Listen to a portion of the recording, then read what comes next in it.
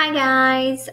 We had a little bit of technical difficulties today while we were trying to record our lesson. So I'm just going to do a brief overview of what we covered today, and hopefully we'll be able to get it up and running tomorrow so you can kind of see how it goes and hopefully hear some of the questions that your classmates are asking. So then if you have the same question, I'll be able to answer it. So today we really just did a little bit of mental math, and we did a quick review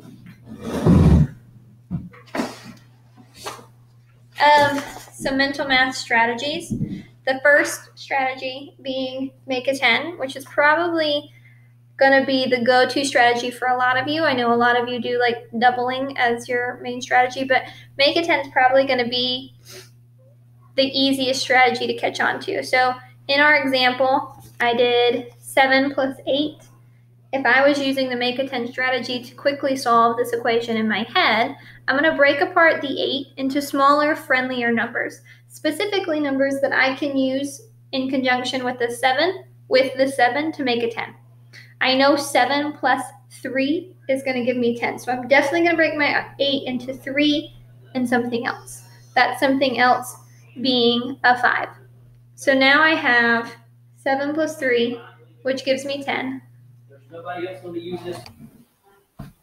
Sorry, I got interrupted, so I'm going to kind of backtrack. So I know that my 8 is going to be broken into 3, so that I can use it with the 7, which leaves just a 5 left over. 7 plus 3 gives me my 10. Easy peasy math. Add my leftover part of my 8, which is 5. 10 plus 5, I can do that all day in my head. Gives me a sum of 15. So 7 plus 8, another way of thinking about it would be 10 plus 5 if I just rearrange how the numbers are written. Again, this is going to be a really good strategy to use, especially as we start trying to add larger numbers in our head. Second strategy would be our doubles plus or minus 1, depending on what our equation is. I use the example 4 plus 5. So I broke apart my 5 to make a double. So I have a 4 and a 1 is what I broke my 5 apart into. So 4 plus 4 gives me 8. We should all know our doubles. If you don't know your doubles, please practice. 2 plus 2, 3 plus 3, 4 plus 4, all the way up through at least 10. That would be really helpful. So 4 plus 4 gives us a sum of 8.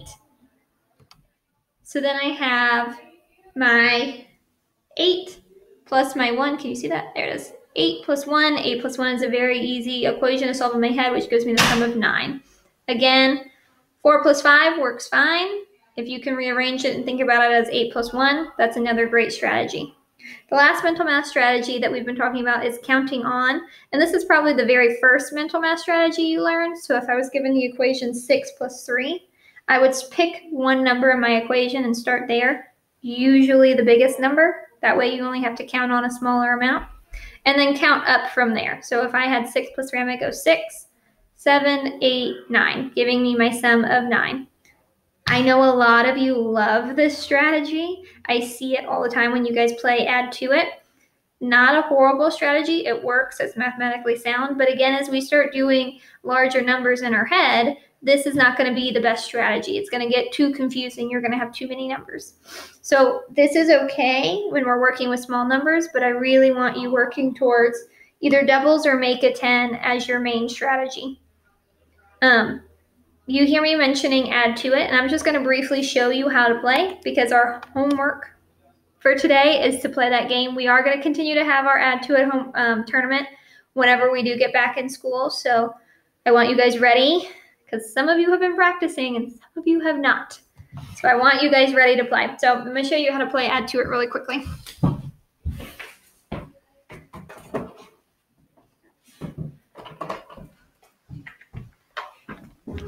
So you take just a regular deck of cards and you take out all the face cards, kings, queens, jacks, and if you have a joker, take those out. Those aren't worth anything in this game. So then all you have left are just your normal number cards.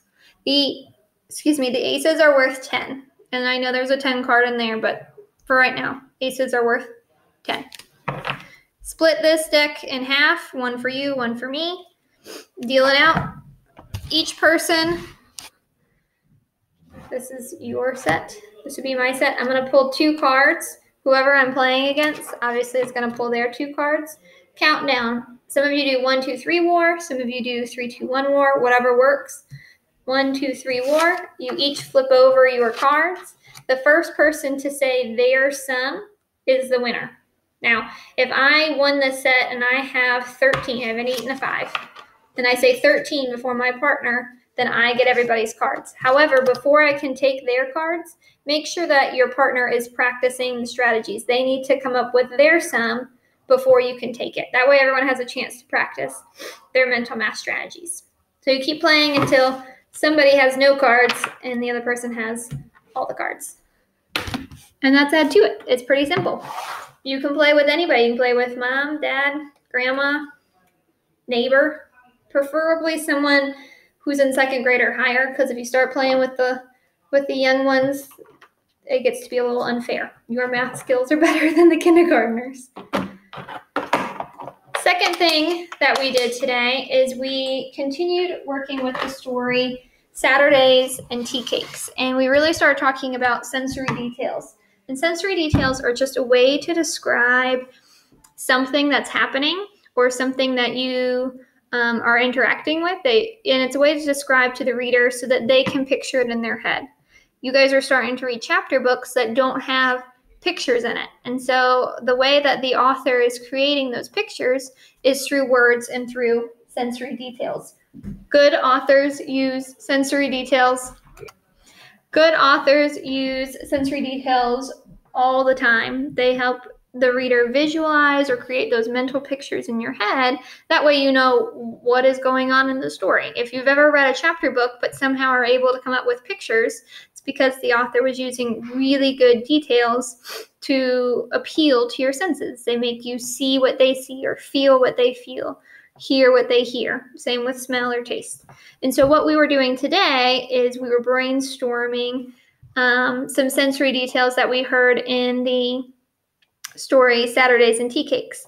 And I'll post that link on my website as well, so you can watch it and listen for the different sensory details that appeal to each of your senses. So one of the things that we came up with, I think it was Piper today, came up with under the C category, there was a sentence of the sunlight pouring in the window.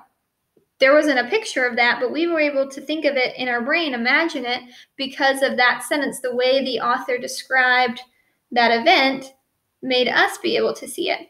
Another good one was for taste. I believe it was the little boy was gobbling up his sandwich like a hungry dog. I could imagine that happening because of the words that the author chose to use. So as you listen to Saturdays and Tea Cakes, I want you to think about the different sentences used in the story and how those apply to your senses. Does it make you want to taste the same things or hear the same things or feel the same things, depending on what the author is describing? So that's basically all that we've done today. We did have 2 pieces of homework. One was to play a game of Add to It. Whoever you can to play Add to It with, whether it is mom, dad, a neighbor, someone you know, someone in the same grade, someone in a different grade, doesn't really matter. Play a game of Add to It. And then to bring our 40 book. If you are watching this at home because you weren't able to make it, totally fine. I will give you what we're going to be doing in the 40 book for tomorrow's lesson so you can have a chance to complete the section of 40 book that we are doing in tomorrow's lesson. Okay? Hopefully we'll have our Wi-Fi working and you'll be able to learn along with us with all the students. But if not, I'll create another video at the end of the day and that'll be that. I miss you guys. I can't wait to see you all soon. My carpet has never looked cleaner, so hopefully that means we'll be back soon. Bye, guys.